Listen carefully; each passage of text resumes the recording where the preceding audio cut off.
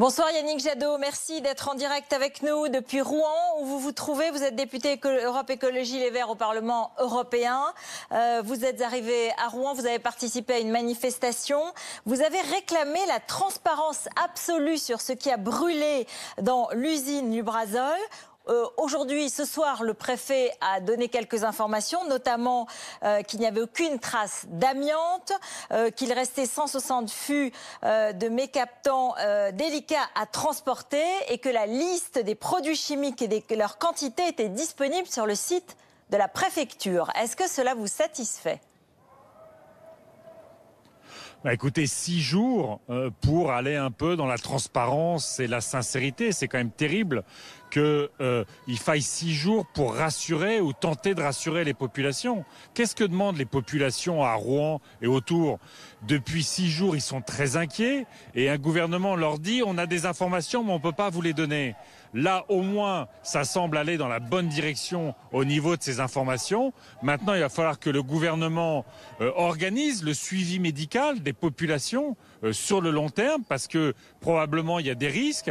Il va falloir surtout repenser totalement l'encadrement des sites Seveso parce qu'il ne vous a pas échappé que pendant 6 jours, ça a plutôt été de la confusion, de l'improvisation, de l'impréparation face à un accident industriel. On a beaucoup de sites Seveso en France et là, clairement, on n'est pas préparé. Je reviens quand même sur ce qui a été dit par le préfet. Est-ce que pour vous cela suffit d'avoir ces informations? À cette heure-ci, il n'y a pas encore sur le site de la préfecture le détail des produits stockés. Est-ce que cela vous suffit? Vous dites ça va dans la bonne direction. Qu'est-ce que vous attendez de plus? Ça va dans la bonne direction. Ça va dans la bonne direction. Ça fait 6 jours que les familles réclament cette information. Et il faut attendre la mobilisation à Rouen ce soir pour que le gouvernement bouge. On attend du gouvernement qui traite les populations avec respect. Et puis encore une fois, là on a vu le niveau d'impréparation. On a eu des autorisations données par le préfet d'extension des activités de Lubrizol sans exigence d'évaluation des risques environnementaux. Il faut revenir sur tout ça. On a des sites qui sont dangereux. Il faut réduire le risque. Il faut qu'on soit mieux organisé et puis surtout, il faut aujourd'hui s'occuper aussi des paysans, s'occuper des activités économiques qui sont très impactées par la catastrophe qui est survenue et puis faire en sorte qu'une nouvelle catastrophe n'arrive pas. Mais Yannick Jadot, 5 ministres se sont succédés à Rouen depuis l'incendie et notamment le Premier ministre qui hier a promis la transparence, encore cet après-midi à l'Assemblée, le ministre de l'Agriculture qui a assuré aux agriculteurs qui auraient des indemnisations. Le Premier ministre a dit aussi que l'entreprise serait responsable des dégâts et des dommages. Est-ce que vous cherchez plus à récupérer politiquement la situation, à nourrir les peurs, plutôt qu'à regarder ce qui est en train de se passer exactement? Non, c'est pas sérieux. Qui a nourri les peurs pendant une semaine? C'est ce gouvernement qui avait des informations, qui n'a pas voulu les rendre publiques. Un site Seveso, vous avez forcément l'inventaire de toutes les matières toxiques qui sont entreposées. Le directeur de l'usine, encore ce matin, a bien confirmé qu'il avait transmis aux autorités toutes les matières qui étaient disponibles. C'est le gouvernement, en donnant une information partielle, qui, au fond, alimente les angoisses, alimente les peurs des familles qui voient leurs enfants vomir et atteints de nausées. C'est le gouvernement qui a alimenté toutes les thèses les plus farfelues en gardant pour le moment toute une partie de l'information. Et puis, soyons sérieux, on a plus de 700 sites Seveso seuil haut dans notre pays. Vous imaginez que s'il y a un autre accident, on soit aussi peu préparé? Les alarmes qui ne sonnent pas, les élus qui ne sont pas alertés, les pompiers qui interviennent et qui ne savent pas comment ils doivent se protéger parce qu'eux n'ont pas la liste des matières entreposées, des populations qui sont laissées dans le désarroi et l'inquiétude. C'est tout ça qu'il faut régler. Moi, je ne cherche pas à paniquer, au contraire, je cherche à redonner la confiance dans les autorités, parce que c'est essentiel que les autorités publiques aient la confiance des citoyens. Et moi, c'est la seule chose que je recherche. Et c'est le gouvernement qui a alimenté toutes les peurs en ne donnant pas les informations qu'il s'apprête potentiellement à donner maintenant ce soir. Yannick Jadot, vous le savez, le contenu des stocks des usines Seveso, et notamment les plus de niveau 2, les plus sensibles, le seuil haut, sont tenus secrètes pour des raisons de sécurité depuis les vagues d'attentats en France. En revanche, effectivement, ce soir, on peut continuer à attendre le détail de ces produits chimiques, on en reparlera.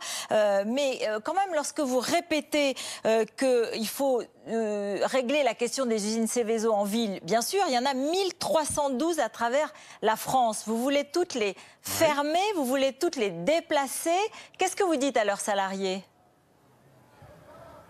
Mais je dis aux salariés qui sont les premiers concernés, qui sont les premiers impactés quand il y a des accidents. Ce sont les salariés aujourd'hui qui se plaignent que le gouvernement réduit le nombre d'inspecteurs sur ce type de site dangereux. Ce sont les salariés qui se plaignent que le gouvernement met de côté, à travers sa loi de 2018, met de côté les exigences en matière d'évaluation environnementale et sanitaire pour que le préfet donne directement des autorisations aux entreprises. Donc nous sommes avec les salariés, mais les salariés comme les habitants, à partir du moment où maintenant les villes entourent ces usines, réclament aussi un plan de déplacement.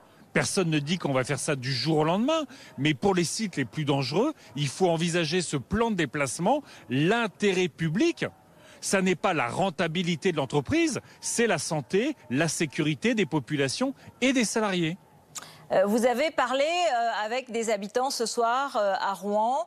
Apparemment, l'inquiétude demeure, même si Elisabeth Borne, la ministre de l'écologie, a de nouveau répété que la qualité de l'air était correcte, qu'elle était vérifiée en temps réel, en permanence.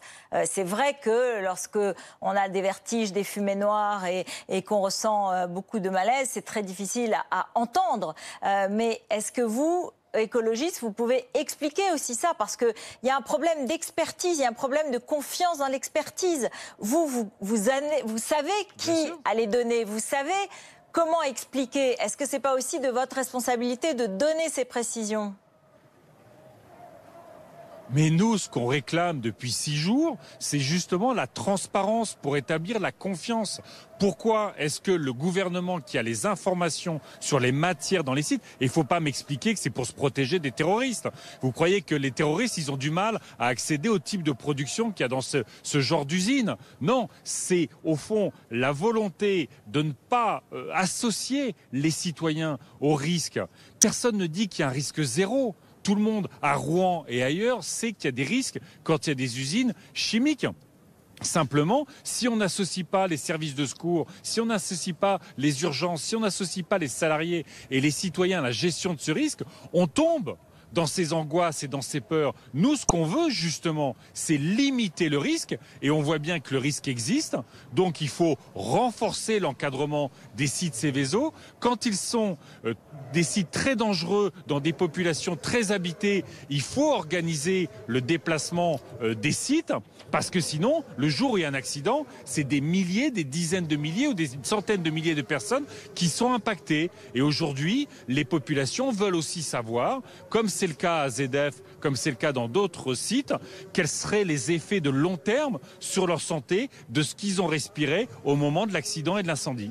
Est-ce que pour autant, et je conclus, vous approuvez l'expression de Michel Rivasi, qui est aussi eurodéputé écologiste et qui parle de créer un crime industriel et qui parle à Rouen de la banalisation d'une catastrophe industrielle majeure et qui parle de criminels, d'industriels jamais inquiétés?